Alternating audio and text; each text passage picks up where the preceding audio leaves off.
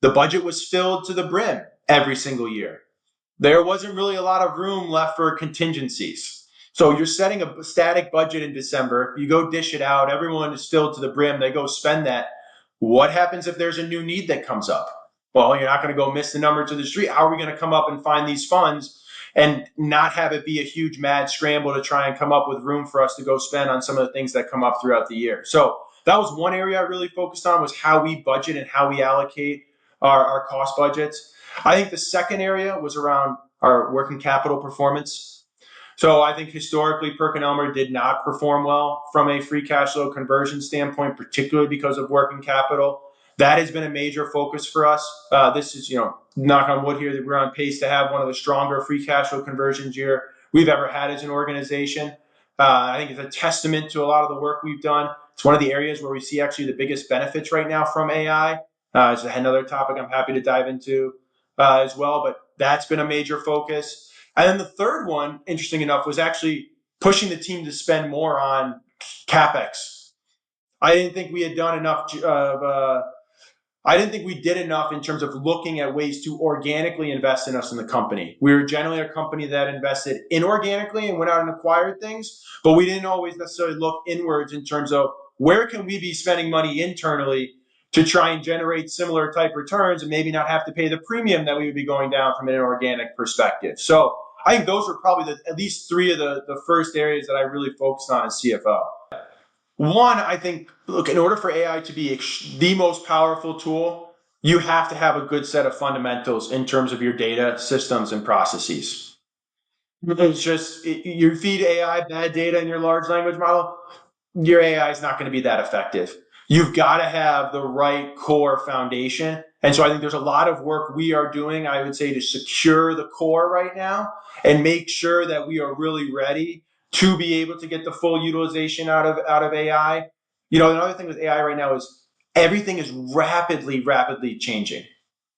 You can go and build a whole custom business project based off of Microsoft's chatbot. They're going to come up with an update in 3 months. It's going to completely undo what you just did. So if you want the latest model, start over. So I think I'm a huge believer in AI. There's a ton of opportunity there. I think for us, we are very focused on fixing the core foundation first and making sure we are ready as AI continues to mature, that we're going to be able to take it on very quickly. I think that's the first focus area. The second is I do think that there are pockets today where you can start to be using, chat bots and things of that nature to make yourself much more efficient on a day in and day out basis. And so, yes, we're doing all this, I would say the standard things of, using Microsoft Copilot in terms of summarizing meetings, right?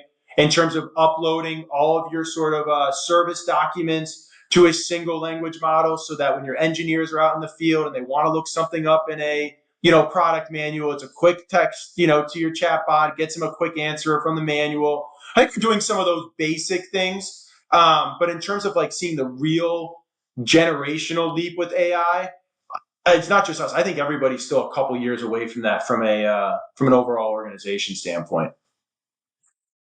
The first one is probably around capital deployment for us. We're in a very fortunate position to have gone through the transformation over the past 7 years. We're in a very strong place from a liquidity and balance sheet perspective.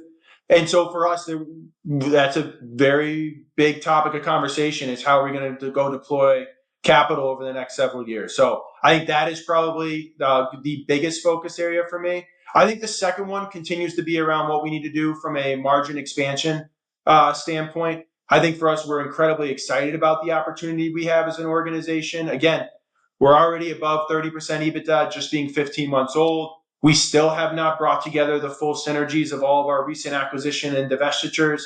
And so for that, we do still have meaningful margin expansion opportunity. So that'll continue to be a focus.